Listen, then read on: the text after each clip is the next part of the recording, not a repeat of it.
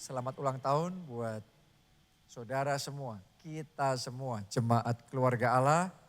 Gereja kita ulang tahun yang ke-34, semuanya anugerah Tuhan. Mari kita kasih tepuk tangan sekali lagi buat Tuhan kita yang luar biasa. Ya, dan doa saya seperti tadi, semua yang Tuhan kerjakan di gereja kita, Tuhan impartasikan juga. Tuhan kerjakan di dalam kehidupan saudara. Amin. Nah, di momen yang spesial ini, saya mau tanya terlebih dahulu, kemarin siapa yang datang di dalam perayaan ulang tahun gereja di PIK? Oke, Anda yang datang Anda bisa melihat ya, kemarin beda sekali sama 1 tahun sebelumnya. Karena tepat setahun kita opening gereja kita di PIK, waktu kita opening itu main hall saja nggak penuh. Benar apa tidak? Tapi kemarin main hall penuh sesak. Sampai di depan yang nggak ada kursi, duduk di bawah di karpet. Padahal kalau dengar khotbah sambil duduk di bawah begitu kan begini saudaraku ya. Karena persis langsung di depan mimbar. Full sesak, tidak ada tempat sama sekali. Bahkan bukan hanya di main hall. Di luar main hall sampai di lift, buka lift. Itu sudah orang-orang menyembah Tuhan. Ngalami lawatan Tuhan, hadirat pengurapan Tuhan. Kuat sekali bahkan di depan lift pun kuasa Tuhan tetap bekerja, lawatan Tuhan luar biasa. Sampai di balkoni semuanya full dan kemarin benar-benar penuh sukacita karena lawatan Tuhan ada di tengah-tengah kita. Amin. Jadi dalam setahun ini kita sangat bersyukur ya. Kita melihat bagaimana Tuhan membawa kita maju lagi. Selangkah maju lagi. Dan saya percaya momen ulang tahun kali ini itu momen percepatan rohani yang lebih dahsyat lagi. Tuhan kerjakan juga dalam hidupmu, dalam hidup kita semuanya. Tepuk tangannya yang meriah buat Tuhan kita. Nah hari ini saya ingin bagikan satu firman Tuhan spesial sekali. Judulnya adalah God's Chasers atau pemburu Tuhan. Ya, doa saya semua jemaat keluarga Allah jadi pemburu Tuhan. Oke. Nah, bicara tentang pemburu, berarti kan dia ngejar sesuatu.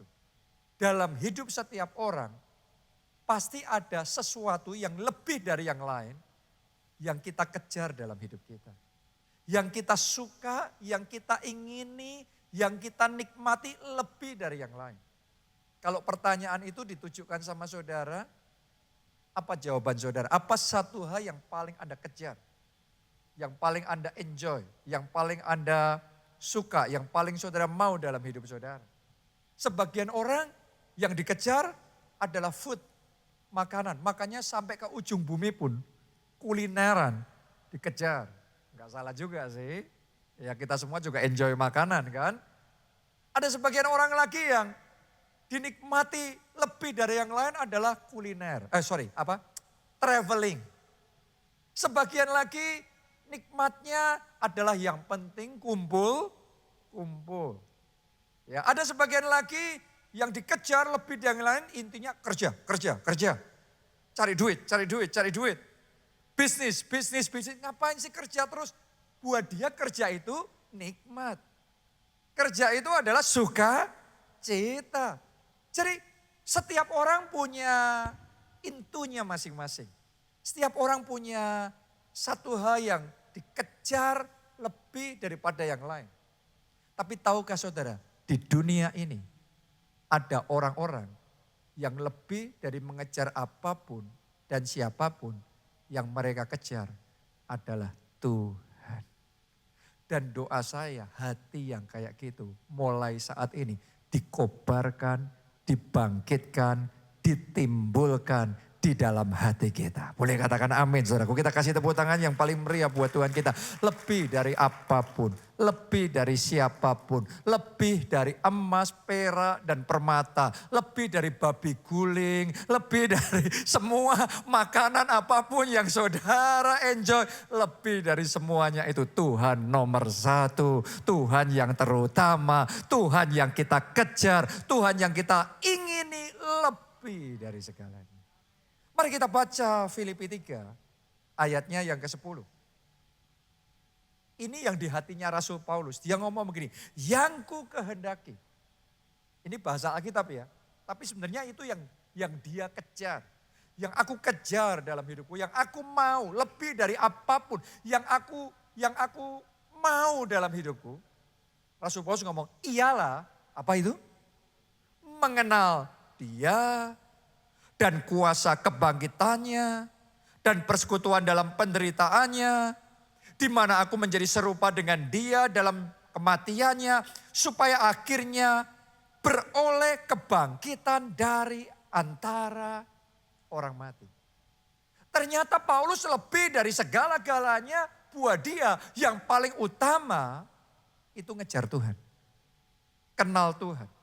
Lebih lagi buat orang lain yang penting kan sudah terima Yesus, terima pengampunan dosa, terima anugerah, jaminan keselamatan masuk surga, ya sudah cukup, kurang apa lagi. Gak usah sampai kayak gimana. Tapi tidak buat Rasul Paulus. Yang ku kehendaki mengenal Dia lebih lagi. Tuhan, aku mau lebih lagi. Roh Kudus, aku mau kepenuhan Engkau lebih lagi. Tuhan, aku mau urapan lebih lagi. Tuhan, aku mau dapat rema, revelation, pewahyuan lebih lagi. Dan karena dia ngejarnya Tuhan lebih lagi dalam hidup kita ini, saudaraku, yang kita kejar itu yang kita dapat. Dalam hidup ini ada banyak hal tersedia. Tapi yang paling kita kejar, itu yang kita akan dapat. Oke, karena itu jangan heran. Rasul Paulus ngalami kepenuhan Roh Kudus lebih dibandingkan yang lainnya. Rasul Paulus dapat pengenalan akan Allah lebih dari yang lain. Itu sebabnya 2/3 kitab Perjanjian Baru ditulis oleh Rasul Paulus. Kenapa? Karena yang ku kehendaki ialah mengenal Dia. Benar apa tidak? Jadi sama-sama cerita tentang Yesus. Kalau dia yang cerita itu beda banget. Dia kenalnya detail sekali.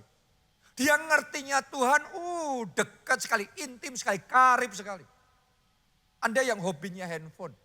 Anda bisa cerita tentang handphone, Anda bisa tahu fitur-fiturnya, Anda bisa ngerti ngelakuin ini gimana, itu gimana. Yang orang lain punya handphone yang sama, belum tentu ngerti apa yang Anda bisa lakukan. Tapi kalau saudara hobinya itu, Anda ngerti gimana ngelakuinnya.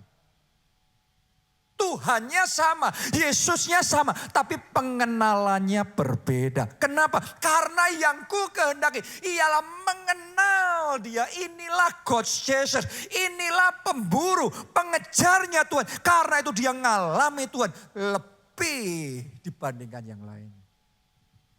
Oh, saya berdoa, jemaat keluarga Allah, semuanya adalah God's chaser, pemburu-pemburunya Tuhan buat saudara lebih dari apapun siapapun. Tuhan yang Anda kejar, Tuhan yang Anda rindukan, Tuhan yang Anda ingini di dalam hidup saudara. Dan doa saya, alamilah Tuhan secara pribadi. Bukan dari kata orang, tetapi secara pribadi dalam kehidupan saudara. Saya berdoa Anda dibawa dalam pengenalan Tuhan yang lebih lagi. Keintiman dan kekaripan dengan Tuhan yang lebih lagi. Contoh yang berikutnya dalam Alkitab adalah Elisa. Elisa itu juga seorang God's chaser. Dia seorang pemburu Tuhan. Yang dikehendaki, yang dikejar adalah Tuhan. Di Alkitab kalau Anda teliti ya, Anda akan menemukan Elisa itu adalah muridnya seorang nabi besar, namanya siapa? Nabi Elia. Tapi dibandingkan murid-murid Elia yang lain, Elisa ini punya keinginan menggebu-gebu untuk dapat impartasi urapan lebih dibandingkan yang lainnya. Elia punya banyak murid, banyak orang kepengen jadi seperti Elia. Banyak orang mau belajar seperti Elia. Tapi ada yang nangkepnya 1%-nya. Ada yang dapatnya 5%-nya. Ada yang belajarnya 10%-nya. Tapi beda dengan Elisa. Waktu Elisa ngelihat nabi besar itu, dia ngomong begini, aku mau yang kayak gini Tuhan. Tapi enggak cuma gini, aku mau double porsi. Dan itu yang dia dapatkan dalam hidupnya, urapan double porsi. Sehingga dalam hidupnya dia bisa melakukan mujizat 2 kali lipat, lebih besar, lebih banyak daripada Eli. Saya berdoa Tuhan bangkitkan orang-orang spesial di tempat ini. Yang ketika melihat orang hebatnya di bidang saudara, orang topnya di bidang saudara, Anda nggak berkecil hati dan berkata, kalau aku bukan kelasnya Tuhan. Doa saya akan bangkit orang-orang spesial di tempat ini. Seperti Elisa yang ketika melihat orang topnya di bidang saudara. Dalam hatimu ada keinginan yang menggebu-gebu. Ada kerinduan yang menyala-nyala. Tuhan, aku mau double porsi. Dan doa saya, Anda yang punya kerinduan seperti itu. Terimalah urapan itu. Terimalah berkat double porsi. Terimalah kemenangan double porsi. Katakan amin, tepuk tangannya yang paling meriah buat Tuhan kita. Karena Yesus yang ngomong, berbahagialah yang lapar, ia yang dikenyangkan. Berbahagialah yang haus, ia yang dipuaskan. Semua makanan tersedia di pesta. Tapi kalau Anda datang ke pesta, gak lapar, Anda kenyang, makanan tersedia pun tidak Anda sentuh. Anda gak dapat apa-apa, walaupun tersedia.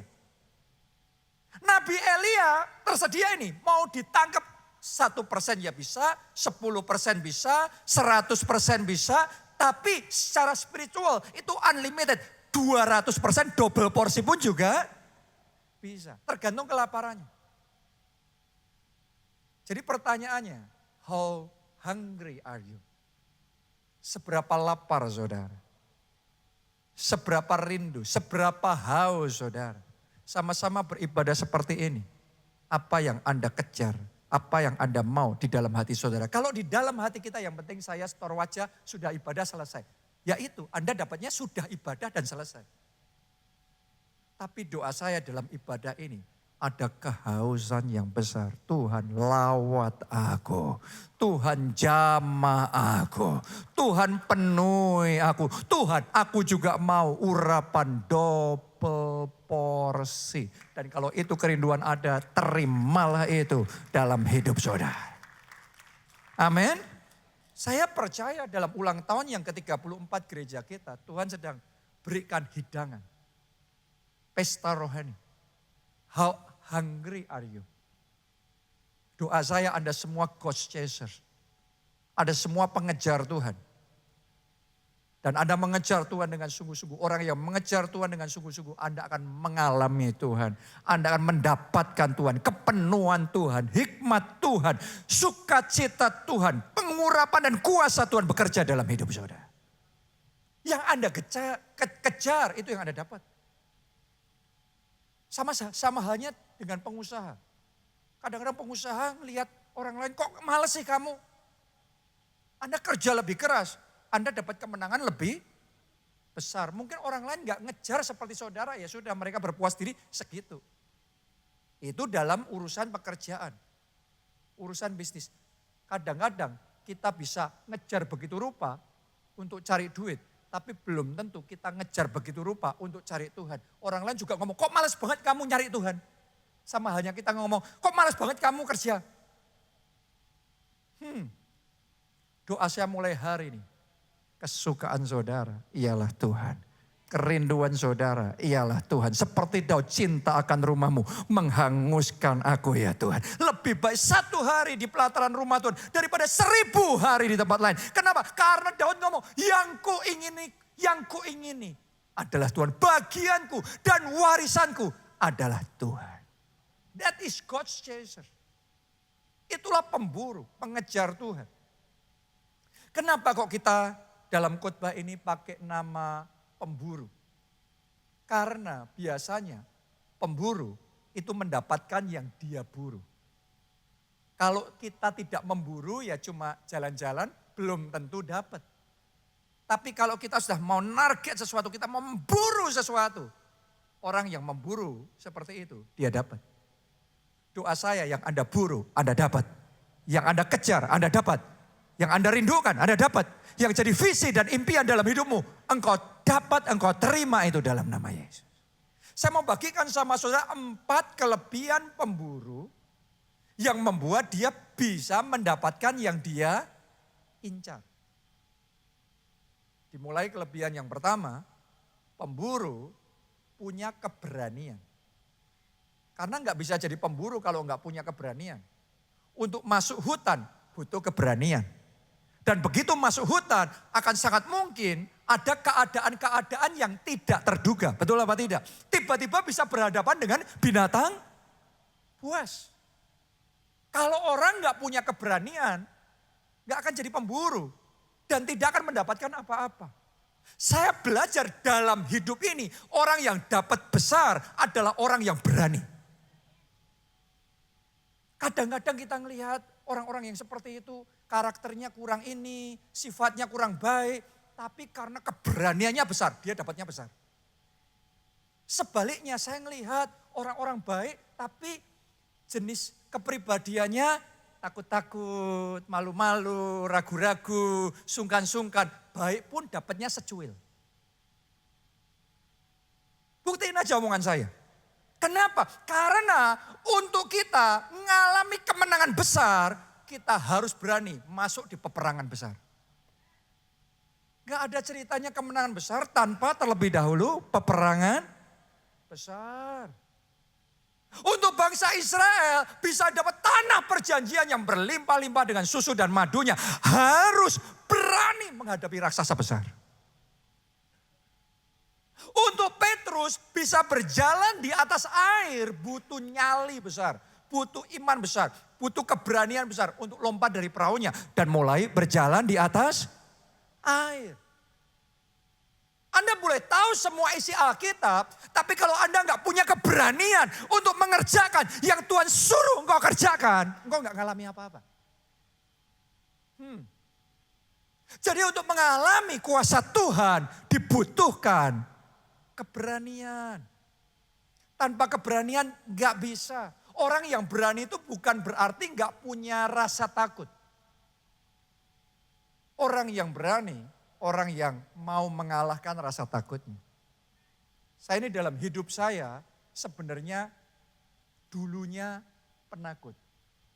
Saya ini paling banyak takut kalau disuruh beli, waktu kecil ya, disuruh beli barang di satu warung, di satu tempat, hanya untuk tanya aja saya takut. Untuk ngapa-ngapain saya takut. Tapi saya belajar, kalau saya mau mengalami terobosan dalam hidup saya harus bisa mengalahkan rasa takut itu. Bukankah itu juga yang dialami oleh Gideon? Pertama kali kisahnya dicatat dalam Alkitab, ditulis bahwa Gideon itu sedang sembunyi karena dia takut. Modelnya orang takut, minder, rendah diri. Dan selama kayak gitu terus, gak bisa dipakai Tuhan untuk melakukan perkara besar. Sampai suatu kali Tuhan datang sama Gideon. Dan Tuhan ngomong, kamu pahlawan yang gagah berani. Hari ini Tuhan juga mau ngomong sama saudara, kamu gagah berani. Kamu pemberani, mulai sekarang tidak lagi penakut. Kamu pemberani. Doa saya semua ketakutan di hatimu dihancurkan. Digantikan dengan keberanian ilahi bangkit dalam hati saudara. Bukan berarti Gideon setelah Tuhan ngomong kamu pahlawan yang gagah berani terus tiba-tiba jadi berani. Enggak, dia butuh mengumpulkan keberaniannya. Dia butuh melakukan membulatkan tekadnya. Untuk akhirnya dia mulai mengumpulkan pasukan. Untuk kemudian dia mulai menghancurkan berhala di rumah papanya. Dan seterusnya. Saya melihat dengan mata iman mulai ibadah ini. Ada orang-orang di tempat ini. Hal-hal yang tadinya tidak pernah berani Anda lakukan. Tapi ibadah ini, ibadah terobosan. Mulai hari ini Anda akan diberikan keberanian ilahi untuk melakukan hal-hal yang mustahil. Oke, semua kemenangan besar selalu diawali dengan berani. Hari ini saya mau ngomong sama saudara. Kalau Tuhan suruh Anda mengerjakan proyek yang besar, berani. Kalau Tuhan suruh saudara melakukan sesuatu yang kayaknya melampaui kapasitas saudara, saya mau ngomong berani. Anda harus tahu tempat ini, Soho Capital, lantai 11 ini, bisa jadi, bisa ada, kita punya Butuh apa? Berani. Kalau enggak berani enggak dapat. Saya sudah belajar dalam hidup. Pokok kalau enggak berani enggak dapat. Tapi kalau berani kita akan heran. Apa saja yang kita bisa dapatkan dalam hidup kita. Setelah tempat ini selesai. Gedung PIK sana, Haleluya Center. Juga butuh berani. Di tengah pandemi, kalau enggak berani, enggak dapat itu. Berani. Anda akan melihat hal-hal yang hebat Tuhan kerjakan dalam hidup saudara. Mulai hari ini hal-hal yang Anda pikir tidak pernah mungkin. Tidak mungkin bisa. Saya mau ngomong, itu akan Anda alami.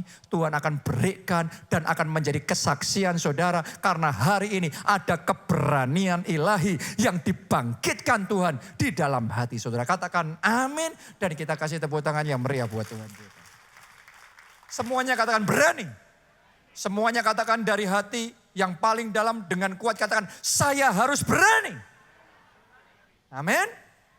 Itu yang pertama. Yang kedua, kelebihan pemburu adalah kesabaran. Pemburu hanya dapat buruannya kalau dia sabar. Pemburu yang gak sabar pasti gak dapat buruan. Kalau buru-buru malah gak dapat apa-apa. Dalam hidup ini ada hal yang kalau kita buru-buru malah hilang semua. Tapi melalui kesabaran, melalui ketekunan, Anda dapat yang Anda incar. Butuh kesabaran, butuh yang namanya ketekunan. Itu yang dilakukan oleh Elisa sehingga dia bisa dapat urapan double porsi. Dia harus sabar tuh. Harus tekun. Ngikuti Elia, jadi muridnya Elia itu bukan sekedar, pokok saya jadi muridnya Elia langsung dapat urapan double porsi. Enggak gitu. Ngejarnya beda. Elisa ngikutin Elia. Elia pergi ke Gilgal. Elisa ikut ke Gilgal. Tetap gak dapat. Elia dari Gilgal pindah ke Betel. KKR di sana. Kuat-kuat. Elisa ikut juga di sana. Tapi nothing happen. Murid-murid yang lain ngapain kayak gini aja. Cuma kayak gini katanya nabi besar. Aku gak dapat apa-apa. Bye-bye. Kalau itu yang Elisa lakukan. Dia gak dapat apa-apa. Gak ada cerita. Elisa dapat urapan double porsi. Kenapa? Tidak sabar. Anda harus tahu. Hal-hal termanis di dalam hidup ini.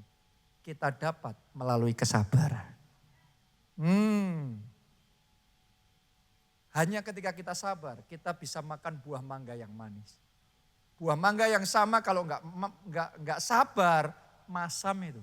Padahal pohonnya sama, buahnya sama. Tanpa kesabaran, dapatnya yang jelek. Dengan kesabaran, dapatnya yang manis. Saya berdoa mulai hari ini, melalui kesabaran dan ketekunan Anda, maka yang termanis, yang terindah, yang terbaik Tuhan berikan di dalam kehidupan saudara. Boleh katakan amin. Kita kasih tepuk tangannya boleh paling meriah buat Tuhan kita. Butuh apa tadi? Sabar. Sabar. Saya pertama kali belajar dalam perintisan pelayanan sebelum di Jakarta ini, di Jogja. Berulang kali saya sudah mau give up, menyerah. Kenapa? Karena selalu akan ada yang namanya masalah. Selalu ada yang namanya persoalan. Gak waktu mulai, gak di tengah jalan, gak sudah maju, pokok selalu akan ada masalah. Saya merasa pada waktu itu gak ada terobosan, gak ada kemajuan, gak ada apa-apa di situ. Yang ada cuma disalah-salahin, yang ada cuma dikata-katain, dimarah-marahin, difitnah, dikritik, diomongin yang tidak-tidak.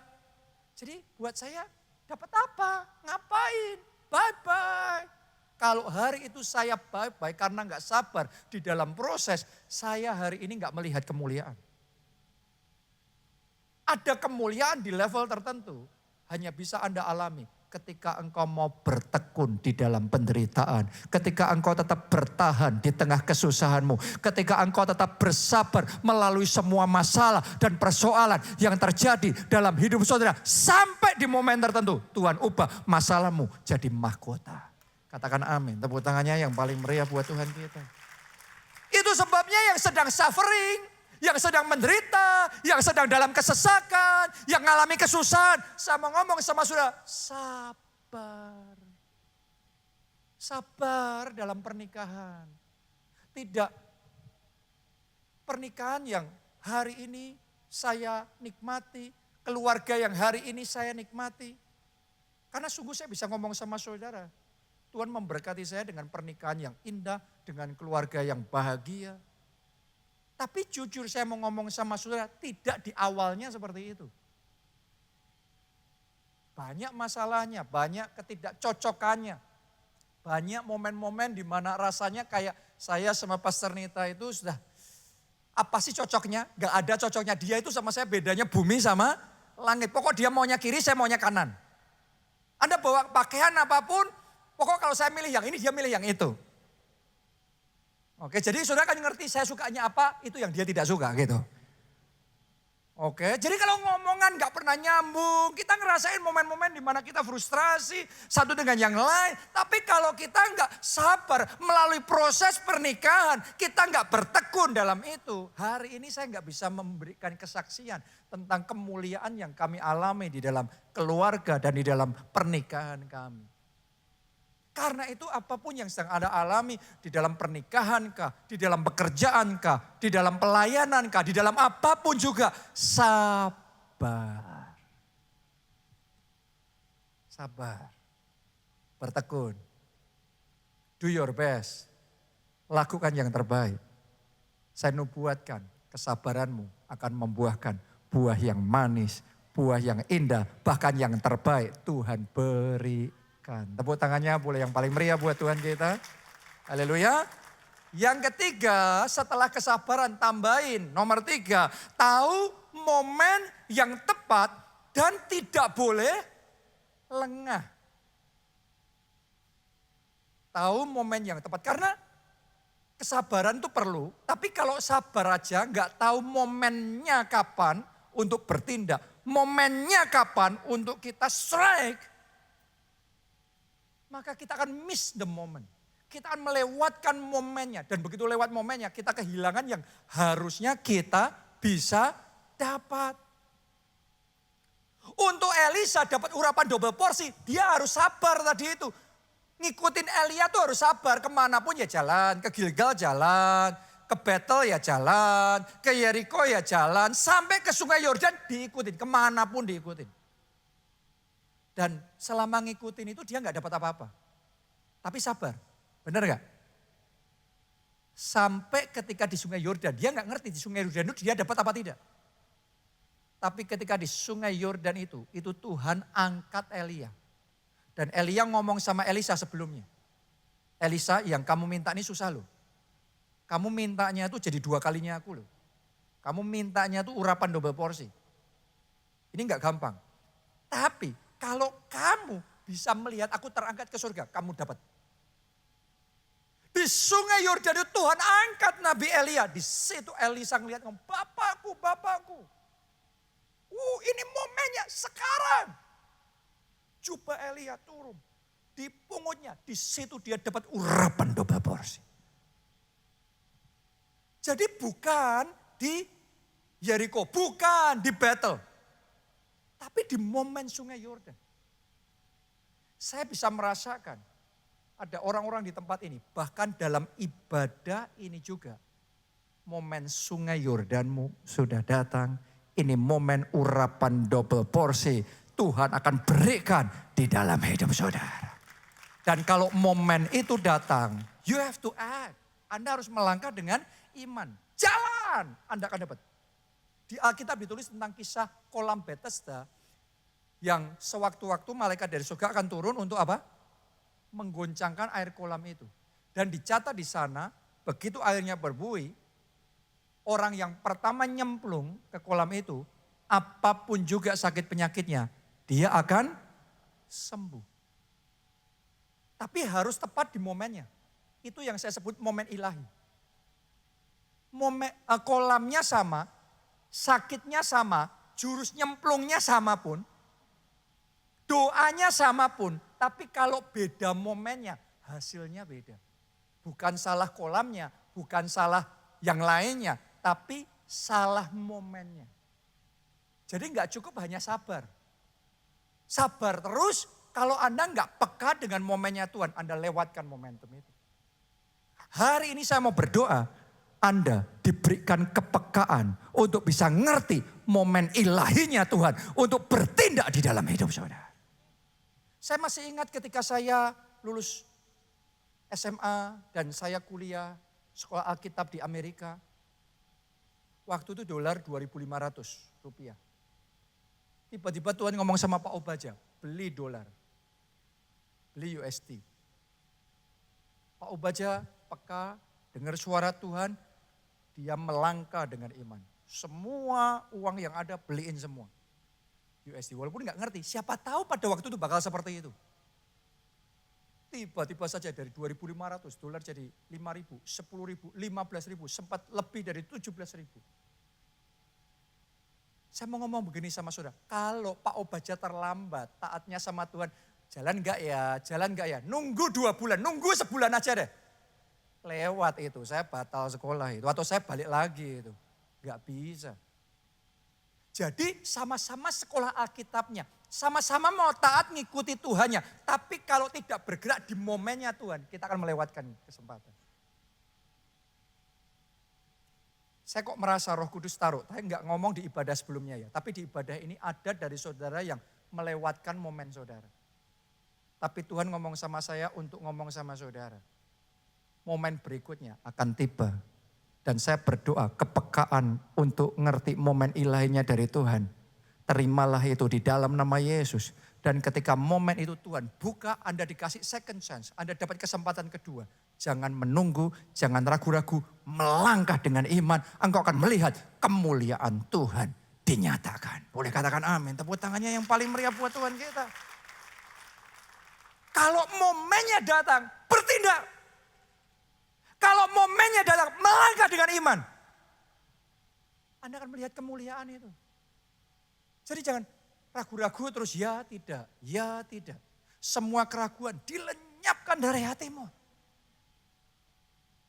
Anda kalau ngerti Roh Kudus ya, Anda gimana ya Pak ya ngerti caranya? Anda arahkan hati saudara sama Tuhan.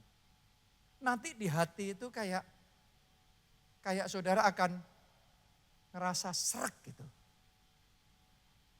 Sama seperti halnya misalnya ya, gimana sih ngertinya sudah kenyang atau lapar? Gimana caranya ngertinya lapar? Ya dijelasin teknikalnya susah banget lah. Ya intinya ngerti aja lapar. Butuh makan benar apa tidak? Nanti sudah akan dibuat ngerti. Tuhan kasih kemantapan. Dan kalau Tuhan kasih kemantapan, jangan dipertanyain terus. Tuhan sudah ngomong, Tuhan sudah kasih rema, Tuhan sudah kasih kemantapan, dipertanyain terus. No. Kalau Anda bergerak sama Tuhan tuh enggak kayak gitu. Tuhan itu enggak cerewet. Tuhan tuh ngomong sekali. Anda harus nangkep. Anda melangkah. Tuhan ngomong sama Petrus berjalan di atas air. Itu harus di momennya Tuhan. Kalau Petrus sebelum Tuhan ngomong itu, dia nyoba-nyoba sendiri. Melompat dari perahu berjalan di atas air, tenggelam. Kalau nggak ada Yesus di situ, Yesus nggak ngomong berjalan di atas air. Dia nekat sendiri, tenggelam. Perahunya sama, ombaknya sama, tapi momennya beda, hasilnya berbeda. Saya ngerasain sekali lagi di ibadah ini, di poin yang ketiga ini. Poin ketiga ini akan ada cukup banyak orang di tempat ini. Tuhan akan ajari saudara untuk bergerak di momennya Tuhan. Anda akan diberi kepekaan untuk ngerti momen ilahinya Tuhan. Dan ketika engkau melangkah dengan iman, engkau akan melihat kemuliaan Allah.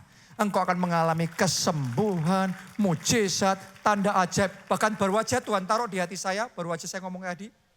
Akan ada orang di tempat ini, momen ilahimu itu tahun ini. Akhir tahun ini akan jadi momentum besar buat bisnis saudara melejit naik, booming besar dan terobosan gilang gemilang Tuhan kerjakan dalam hidup saudara. So get ready to expand, siap-siap untuk Anda berkembang, siap-siap untuk Anda melakukan terobosan, gebrakan. Karena Tuhan akan menyatakan kemuliaannya dalam hidup saudara. Katakan amin, tepuk tangannya yang paling meriah buat Tuhan kita. Yang terakhir, yang keempat. Kelebihan pemburu yang keempat, supaya dia bisa dapat buruannya, harus fokus. Singa yang mau dapat buruannya harus apa? Fokus. Di situ ada zebra, ribuan, ratusan zebra. Singa yang fokus nandain satu itu, zebra yang itu, yang aku harus dapat. Dia akan berlari, zebra itu mau kemanapun, dia nggak akan gubris zebra-zebra yang lain. Dia nggak akan peduli, oh zebra yang ini lebih gemuk, zebra yang lebih itu lebih dekat. Dia nggak peduli, dia yang itu pokok, yang itu. Aku mau yang itu. Singa yang fokusnya, targetnya seperti itu, dia dapat yang dia buru. Banyak orang nggak dapat yang dia kejar. Kenapa? Ngejar sesuatu terus ngelihat yang lain. Ini lebih gemuk ini. Ini lebih dekat ini. Nanti ini lebih baik, ini lebih potensi, ini lebih ini. Selalu akan ada lebih ini, lebih itu. Tapi semua orang yang mau ini, mau itu. Saya ngelihat nggak dapat apa-apa. Tapi kalau Anda fokus ngejar itu, yang lain mau ini, mau itu terserah. Lebih menguntungkan terserah, lebih gini, lebih gitu terserah. Itu yang aku kejar. Anda dapat. Saya berdoa, yang engkau kejar, engkau dapat. Karena itu belajar fokus. Boleh katakan amin, ayo tepuk tangannya yang paling meriah buat Tuhan kita. Dan lebih dari buruan apapun, lebih dari ngejar apapun. Kejar Tuhan dalam hidup saudara. Carilah terlebih dahulu kerajaan Allah dan kebenarannya, maka semuanya ditambahkan. Ada hal-hal tertentu yang kalau Anda kejar, Anda dapat, ya cuma dapatnya itu. Tapi ada hal tertentu, kalau Anda kejar, Anda dapat semuanya. Waktu Salomo ditanya Tuhan, kamu mau apa? Salomo enggak minta yang lain, Tuhan kasih aku hikmat. Dan waktu dia dikasih hikmat, Tuhan ngomong, yang kamu minta aku berikan, yang tidak kamu minta juga aku berikan. Jadi Anda boleh ngejar kekayaan, Anda mungkin dapat kekayaan, tapi Anda kehilangan yang lain. Tapi kalau Anda kejar Tuhan, Anda alami Tuhan, Anda dapatkan Tuhan, dan semuanya ditambahkan kepadamu. Amin. Be a God chaser. Jadilah pemburunya Tuhan. Kejar Tuhan. Saya bersyukur tadi saya tanya di sini, siapa yang kemarin sudah ibadah di hari Sabtu, banyak yang angkat tangan. Ternyata saudara nggak ngomong, oh kan kemarin sudah ibadah Sabtu, Minggu nggak perlu lagi. Sudah cukup. Akan ada orang-orang yang sudah cukup, buat mereka sudah cukup. Tapi buat saudara, more. Buat Anda lebih lagi, lebih banyak, lebih besar, lebih dahsyat yang Tuhan kerjakan dalam hidup saudara. Amin. Jadilah God's chaser, pemburunya Tuhan. Ayo bangkit berdiri semuanya.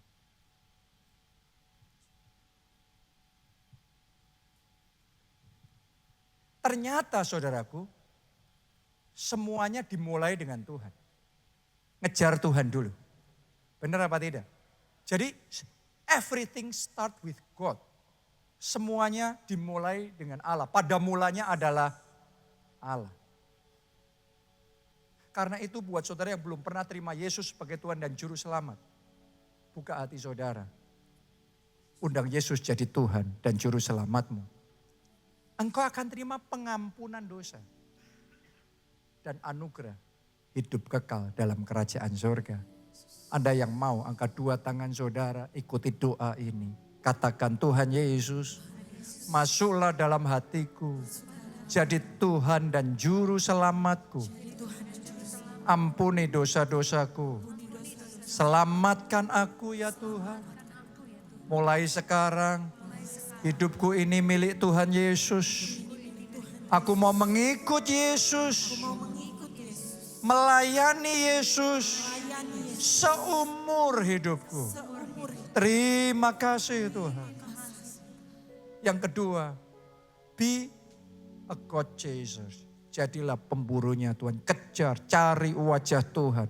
Lebih dari yang lain. Mungkin Anda punya keperluan ini, keperluan itu. Tapi kejar Tuhan, cari kerajaannya terlebih dahulu. Senangkan hatinya terlebih dahulu. Anda yang mau menjadi God chaser, pemburunya Tuhan. Angkat dua tangan saudara. Mulai angkat suara, angkat penyembahan saudara. Senangkan hatinya saat ini. mencari wajahnya, mendekat kepadanya. Naikkan penyembahan yang terbaik baginya. Haleluya. Ora la wasyara la masyara la kapas. Ora la wasyara la masyara la wasyara. Shikira la masyo.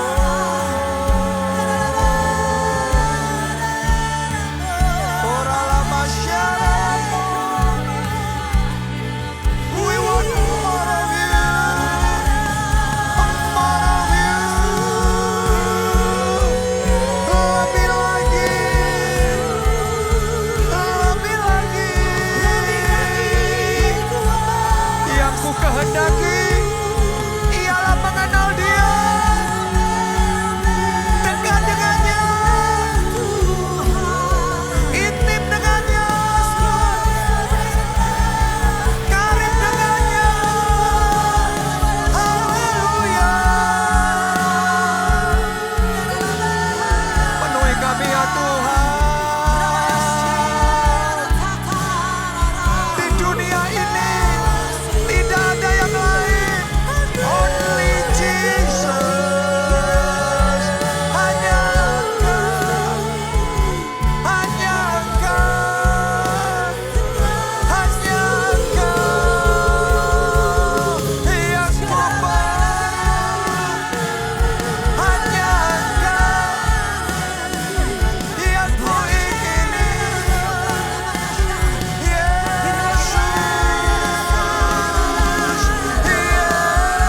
Yesus, bawa kami Tuhan mendekat padamu. Bawa kami Tuhan lebih dekat, lebih intim denganmu. Jesus, oh Jesus, bring us closer to your heart. Inilah pemburu-pemburunya Tuhan.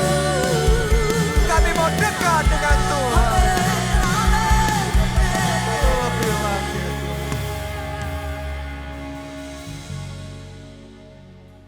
Yang terakhir saya mau berdoa supaya seperti Elisa berhasil mendapatkan urapan double porsi.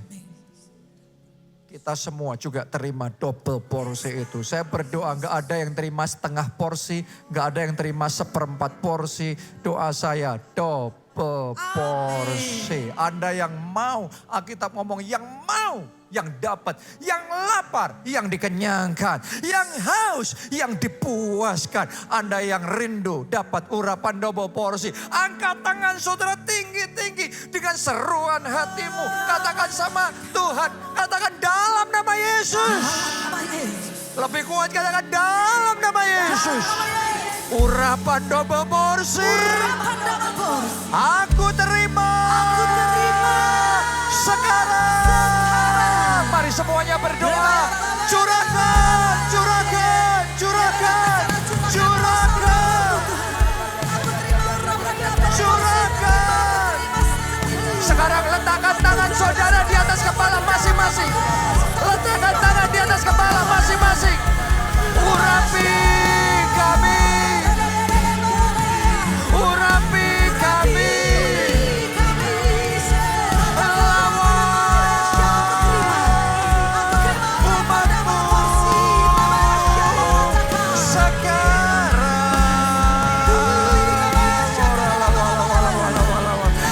Double porsi Tuhan.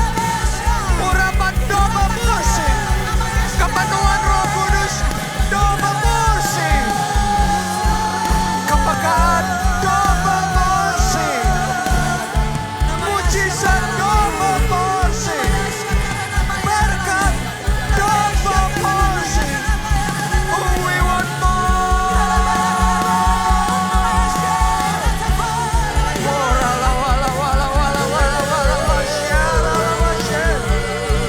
Haleluya.